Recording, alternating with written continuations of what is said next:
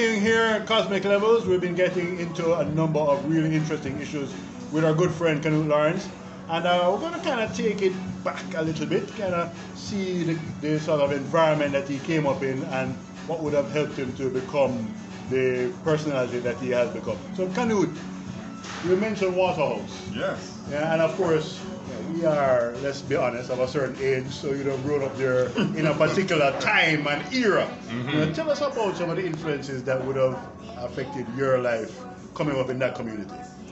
Oh boy, it has been a lot. I mean, I was born in Barbican actually, and my dad and my mom got separated when I was about 2 weeks old. Wow. And then he had a medical issue where he ended up in University Hospital. So there was no one else to look after this 2-week-old baby. And so my grandmother took me and raised me, because my dad also ended up in a coma. The ever reliable granny. Yes, always reliable granny. Yes. And so I grew up with her in Waterhouse and went to primary school in Waterhouse, passed my common entrance at the time. Guys, if you didn't know, common entrance it was, not GSAT. Exactly, and GSAT, and PEP, right? And I passed for Woolmer's. Now, in the 70s, that was a big thing. Going to Woolmer's was a big thing. That was my second choice, by the way. That was your second choice? Yes. Well, sorry. Yeah. We won't go any further with that. And so growing up like that, and not being from a rich background, and going to Woolmer's and seeing a lot of students who came from influential parents. Yeah. And guys who were chauffeur driven. So that had an impact on me. Of course. So that's when I realized that, I'm actually poor. Yeah. I never knew before. Yeah. Never knew. But stick up here before you go further. I mean, the love of books and of writing and creative stuff. When did you first become aware of that? That started in primary school, Yeah. That started in primary school, where we had a reader A and the reader B, and Mr. Dan book and all them books, and we used to read it, and I used to love to stand up and read and show off. Yeah. And so when I got to Woolmer's and I realized that, kids were traveling on the weekend to Miami, and over the summer, Christmas holidays, they were going to New York. And I said, and then I could not be a part of those conversations. Right. I was embarrassed. And I kind of hated the fact that my parents were not rich. Well off, yeah. Yeah. So I committed myself to study hard, to study my book, to take up my book. My granny drummed it into my head as well. Yeah. So I never had a choice. And so it started from there. From there, me, wanting to learn more, wanting to read a lot, and become snotty in life. Somebody in life. Yeah. Yes. Because that's the thing. For many of us as Jamaicans, that we're not necessarily born with the resource and all that stuff. Books were the pathway by which you could really establish yourself and get into certain circles, and also, as you said, be part of different conversations. Because I would not have visited New York until I was myself in the early 20s. But I knew enough about it. So even if I hear certain things, I can say, that's familiar. Even though I've seen it, of course. To see it is always best. And I know you're a traveling person as well. So those kind of experiences, I think, reading really provides that kind of base. So again, expand from that. So went to Woolmer's, as I said, and I did very well in my CXC, my CXC subjects, and I wanted to do medicine. I wanted to do medicine because, of course, to become successful you have to, in my time in the 70s, 80s, you had to be a doctor or an engineer or a lawyer. Yeah. So I chose medicine because the doctors always look clean and nice. And we did already clean and nice. So we went and the guidance counselor took all of the guys who wanted to go into the medical field on a field trip to Victoria Jubilee Hospital. And when I got to the gate, I started to feel away. Yeah. Me never pregnant, but my stomach started to turn, and then I felt nauseous. Yeah. And I realized that I couldn't do the doctor thing. I couldn't do it, and likewise I couldn't turn nurse, and I couldn't be a dentist either because blood. And you didn't have interest in the law. I did, but my grandmother never had the money to send me to UWI to study law. And I didn't want to pressure her or anything. So I turned to Michael College at the time, you know, and I went to Michael, and that was how, you know, and I did English. My teachables were English and Spanish. So again, subjects that you have to do a lot of reading. Right. And so that was how I got into teaching and teaching English and Spanish. So, I mean, going into the classroom for the first time, because I said, you know, as high schoolers or any kind of grade level, kids like to make mincemeat of the teacher. They know that they're inexperienced. How was it for you kind of soaking into the system? Interesting question, because I went to Michael when I was 17 and I left when I was 20. So I got into the classroom when I was 20. I was a trained teacher at 20. I made it look young. Yeah. I never had sideburns. I never had mustache. Yeah. I looked like about 15. You look like a student. I looked like 15. Yeah. You know, I was very young, I was very skinny. Yeah. So I had to overdress and put on this persona, thank God for my little acting skills, because I wanted to command respect and command attention. Yeah. And it worked. Did I always make the right choices? No, because I was an over strict teacher. Is it? Because I didn't want, because I was like... Oh, because you didn't want to lose the, lose the respect. I didn't want the students to think that, you know, they and I are the same age, which some of them were, because the older students at the technical high school, many of them were 20 and 21. Wow. So I went into teaching at Kingston Technical, my first job. Kingston Tech? Kingston Technical High School. Yeah, okay. And I was very young, you know. But I did well, and I learned a lot from my other co-workers who were much older than me. So you know. And who are some of those models that you would have had coming up as a teacher? People that kind of helped you to navigate? You have to call them by name? You have to call them names. You know, there were quite a few teachers in the English department, in the Spanish department. The principal, Miss Daphne Comrie, at the time. You know, there were. I learned from a lot of teachers. So by the time I finished, I left KT. I was soaked and I was seasoned. You know, I was blessed and highly flavored in teaching. Yeah. Because to succeed you have to have the flavor. Yes. Now, acting. What was the breakthrough in that era? So did acting in primary school, nothing, you know, nothing serious.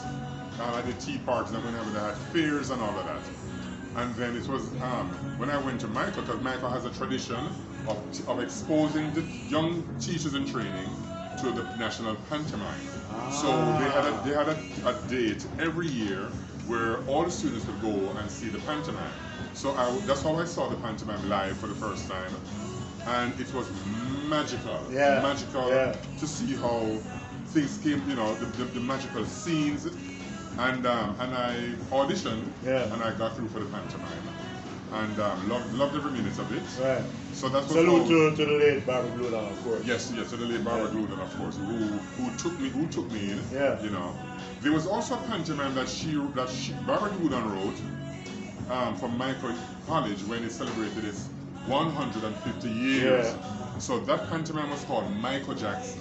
So myself, I starred in it, as well as the titular actor Luke Williams, who played Michael Jackson. Big up Luke where we are. Yeah, Luke in England, man. Yeah. So I did Michael Jackson, and then because I proved my acting chops in Michael Jackson, when I went to audition now for the National Pantomime, I was in. And then from pantomime, I did quite a few commercial plays. Right, because Aston Cook play, Lloyd Record, Michael Record actually.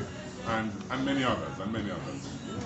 Okay. So, I mean, are you doing any drama or acting work in Canada presently? Well, at the moment, no. I'm teaching drama. Okay. I teach a drama class. Yeah. But I don't go looking for acting jobs in Canada, to be honest with you, because I teach, and teaching is heavy stuff, especially to grade 12 students who are going into university. But I get called like every other year to direct a play. And the last play I directed was Paul Obiu's script. He died. Yeah, man. He died. Yeah. And I actually spoke with him. Not when he died. Before he died, by the way. All things are possible. But I directed his play called Truthful Lies in 2019. All right, so the play opened in October. We had about 3 shows in Toronto. Did well, sold out. and we also had another show in Montreal. Yeah. That did Different well. city altogether. Yes. Yeah. So we were supposed to be touring the United States. We were supposed to go to Boston, Connecticut, and New York. But of course, what happened? The pandemic. So yeah. So okay, you're directing. What else are you working on? And also, let's talk about follow. All right. So in terms of plays, I'm not working on any play right now, to be honest with you. Because I was on a 1-year leave from my job, and I got back last September, and I'm enjoying just having to teach for the time being. But I'm still writing, and I will be publishing, I would say, in another year or so. I'm not rushing anything, not rushing. Right. Yeah. So, and I'm preparing for my graduation next week. Yes, Alright. I'm graduating from Yorkville University with my master's in educational leadership in adult education. Okay, so tell us what exactly does that entail? Educational leadership. You mean that you're looking to run an institution, or I guess I can do that, especially for adults, because nowadays it's becoming the norm where whether you're in your 30s, 40s, 50s, 60s, no matter what age you are, you can always go back to school and fulfill the dream of getting your high school diploma, your bachelor's, your master's, whatever it is.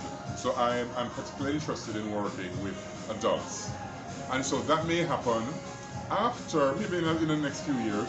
But I made sure to get that degree out the way. Okay. So all of that was achieved during the pandemic. Book was written and published during the pandemic. Yeah. Now we're going to come to the book in just a second, but you brought up something that made me want to ask you. What is the dream for you? I mean, you've accomplished a number of different things. You may not even have had them in mind at first. What is the dream for you that's going to say, this represents Canute? I have a few, and sometimes you don't want to talk about them, but I have a few. I would love to, I'd love to be a traveling professor. Yeah. I'd love to be a traveling professor. Yeah. And I think to do that, having a PhD would be something that I should be pursuing, which I will do. Yeah. So that is one, and a realistic dream. Do I want to become rich and famous? Maybe the rich, but not the famous, because But I would at least recognized. Yes. And I mean, I'm working towards it. And I mean, rich doesn't necessarily mean having $3, $4, $10 million or $1 billion. No, rich for me means being healthy, having good people around you, surrounded by good friends and family, being able to help others. And just experiencing certain joys of life. Right. So that's what I mean by rich, because I think a lot of people have the misguided perception, notion of what rich is, that it's only about having money and stuff, and that's not true. So I want to be rich. I think I'm rich, but I want to be richer. Right. I want to be able to make indelible marks on people in a positive way. Yeah, of course. So that for me is being wealthy and being rich. And I mean, speaking of indelible marks, I mean, there was one particular poem that you read at the launch of the book that did kind of strike me quite heavily. And I would love for you to share that with us now. Okay. From the book. All right. Give us the title first, and of course, that's everything else. And is it a Mechiz from a dead granny? Yes. Okay, so yeah. So I say we do occasionally have conversations like that with people that are not physically here, but we'll get into it. So yes, so during the pandemic, and when people were dropping like flies, according to the media, all around the world, I was afraid. So I got a message from my deceased grandmother, and here goes it. Canute, I have a word for you. Miss live to see a ton big man. I remember when you was a few weeks old, and I hold you in my hand. Miss Gladys, your mother, left you barely crawling on the floor, and now you live to turn past the worst, and opening and closing your own door. Canute, I see that you are worried the last couple of days. But always remember there's a God, so give him thanks and all the praise. The present crisis you're going through is certainly not the worst. I lived through several catastrophes myself, including AIDS and SARS. Them that death great was a curse. Canute, don't despair, because life will never end.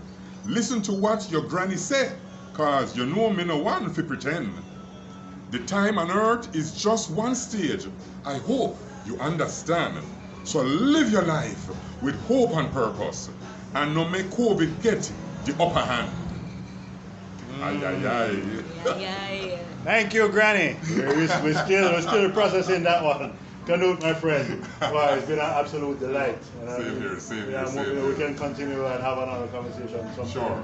Sure. Pleasure is mine. We know you're back and forth, but best success in Toronto and all across the world. Thank you very much. Looking forward to the next book. Sure. All right. Thanks very much. Thank you again. We're going to be back with you very soon with another interesting segment on cosmic levels.